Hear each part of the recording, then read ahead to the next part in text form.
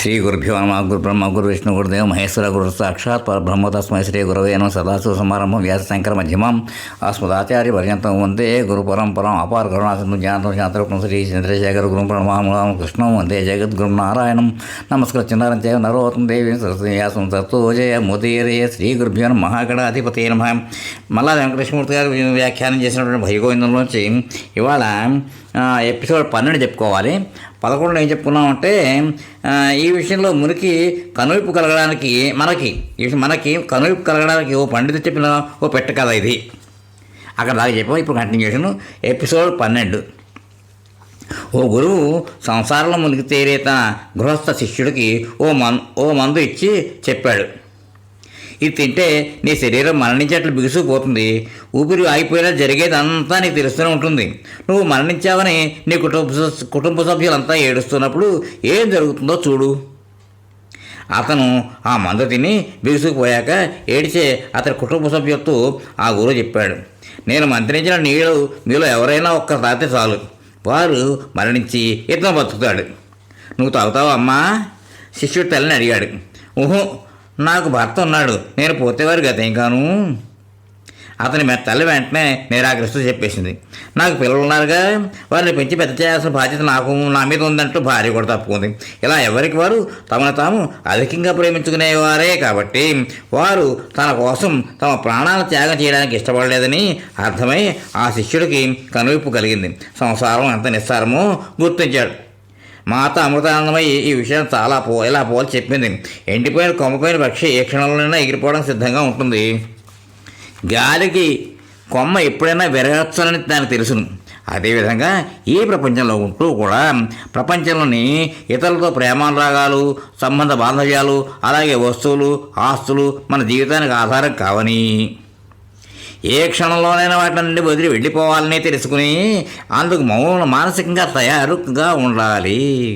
ముందే సిద్ధంగా ఉంటే ఆధారం పోయిందని ఆ పక్షి ఎలా దుఃఖించదో అలాగే మనం కూడా మరణానంతరం దుఃఖించం.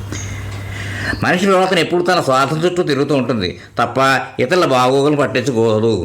అందుకే ఈ సలహా పనిచేసిందని వివరించాడు గురువు. ఏ మనిషి తన లాభానికి తన స్వార్థానికి భిన్నంగా ఇతరుల బాగు కోసం ప్రవర్తిస్తాడో అతని సంసారం అనే ఊపిలోంచి బయటపడేసే ఆధ్యాత్మిక ప్రగతి ప్రధానంలో ఉన్నట్లు గ్రహించుకోవాలి.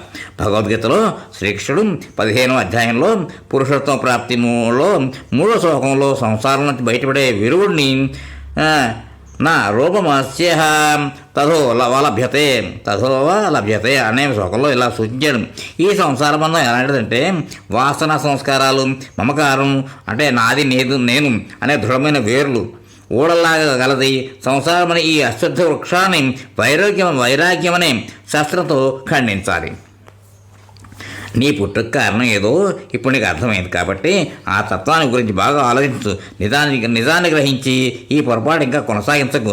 ఈ ఊపిలోంచి బయటపడు తమ్ముడు అని శంకర్ల వారు మనకి ఈ 8వ శ్లోకంలో బోధిస్తున్నారు. ఆత్మ ఉన్నతికి ముఖ్యమైన మెట్టైన ఈ వైరాగ్యం మనలో మొలకెత్తేలా జగద్గురువు అయిన శ్రీకృష్ణ పరమాత్మ శంకరాచార్యులు మనల్ని అనుగ్రహించాలని ప్రార్థిస్తూ తర్వాత శ్లోకంలోకి వెళ్దాం. 9వ శ్లోకం. సత్సంగత్వే నిస్సంగత్వం, నిస్సంగత్వే నిర్మోహత్వం, నిర్మోహత్వే నిశ్చలత్వం, నిశ్చలత్వే జీవన్ముక్తి. భజ గోవిందం భజ గోవిందం గోవిందం భజ మూఢమతే. భావం ఏమిటంటే సజ్జనులతో స్నేహం వల్ల ప్రాపంచిక విషయాల మీద గల ఆసక్తి నశించిపోతుంది. దానివల్ల అజ్ఞానానికి కారణమైన మోహం నశిస్తుంది. అలాంటి మోహం నశించగానే నిశ్చలమైన పరిశుద్ధ బుద్ధి కలుగుతుంది. అలాంటి పరిశుద్ధ బుద్ధికి ఫలితంగా బతికుండగానే ముక్తి లభిస్తుంది. భజగోవిందంలోని ముఖ్యమైన శ్లోకాల్లో ఇదొకటి. ఎందుకంటే ఈ ఒక్క శ్లోకంలో చెప్పింది యథాతథంగా ఆచరిస్తే చాలు ముక్తి పదాన్ని పట్టుకున్నట్లే. సత్ ప్లస్ సంగం అనే 2 పదాల కలయికే సత్సంగం. సత్ అంటే సత్యం లేదా ఆత్మ లేదా భగవంతుడు, సంగం అంటే కలయిక. జీవి సత్సంగం చేయడం అంటే ఆత్మ పరమాత్మలో లీనమవడంగా చెప్పవచ్చు. కానీ వ్యవహారంలో సత్సంగం అంటే అందుకు దోహదం చేసే భగవంతునికి సంబంధించిన విషయాలు సజ్జలను చెప్పగా వినడం, భజనలో పాల్గొనడం మొదలైనవిగా మనం అర్థం చేసుకుంటూ ఉన్నాం.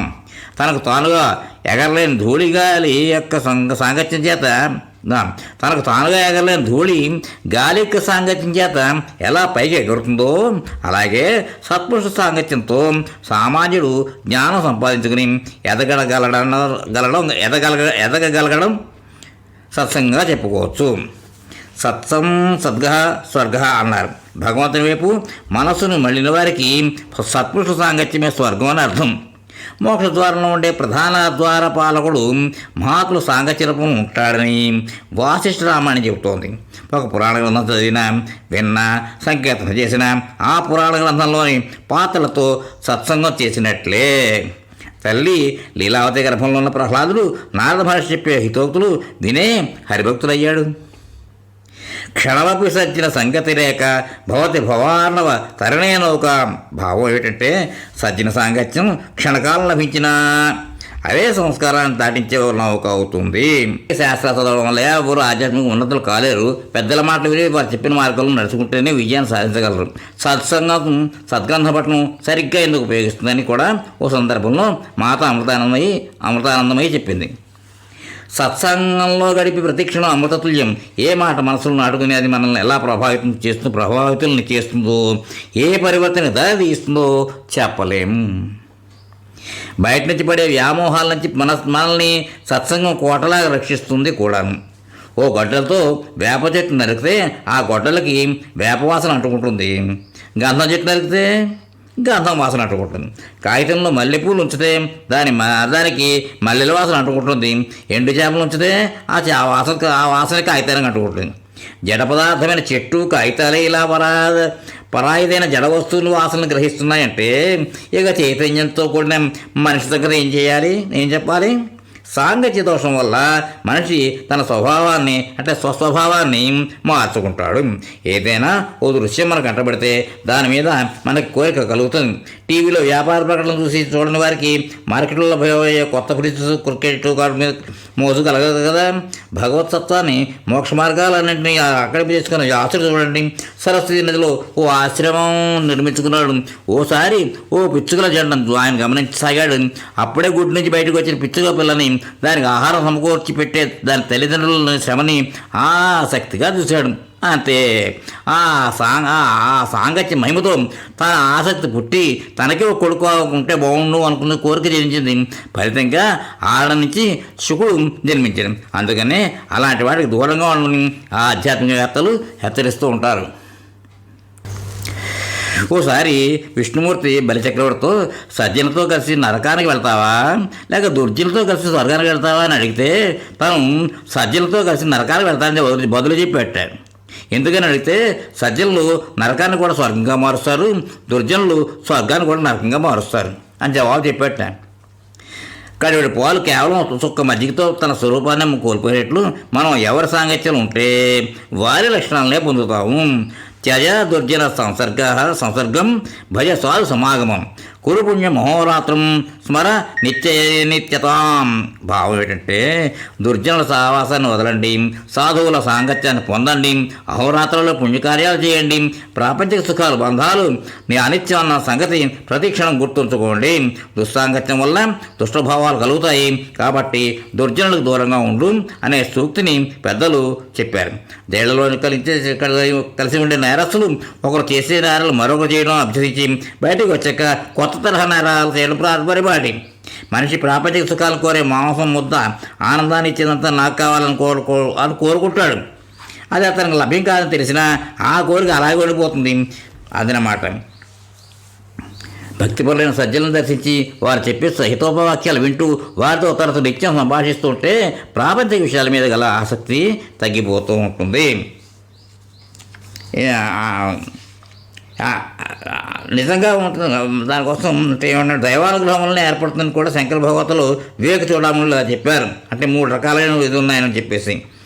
అదేమిటి అంటే దుర్లభం త్రయం వైతత్ దైవానుగ్రహ హేతుకం మనుష్యత్వం మోక్షత్వం మహాపురుష సంశ్రయా. భావం ఏమిటంటే మనిషి జన్మ ముక్తి పొందాలన్న కోరిక మహాపురుష సన్నిధిలో దైవానుగ్రహం వల్ల లభిస్తాయి. దాంతో ఈ లోకంలో లభించే సౌఖ్యాలు అంటే పరిగెత్తలు మానేస్తాడు. సరిగ్గా ఈ స్థితినే ఈ స్థితిని నిర్మోహత్వం అంటారు. నాకు అది కావాలి, దానివల్ల నేను ఆనందంగా ఉంటాను, లేదా నాకు వాళ్ళకి ఇది కావాలి, దానివల్ల వాళ్ళు ఆనందంగా ఉంటారు అనే ఆసక్తే మోహం. ఈ మోహం నశించాలంటే దానికన్నా ఘనమైన ఆనందం రుచి తెలియాలి. అప్పుడు అలాంటి వాటి మీద గల మోహం నశించి నిర్మోహత్వం లభిస్తుంది. సరైన సత్సాంగత్యం ఇచ్చే గొప్ప ఫలితమే ఈ నిర్మోహత్వ ప్రసాదం. ఈ ప్రాపంచిక ఆనందాల కన్నా, లౌకిక సుఖాల కన్నా ఎక్కువ ఆనందాన్ని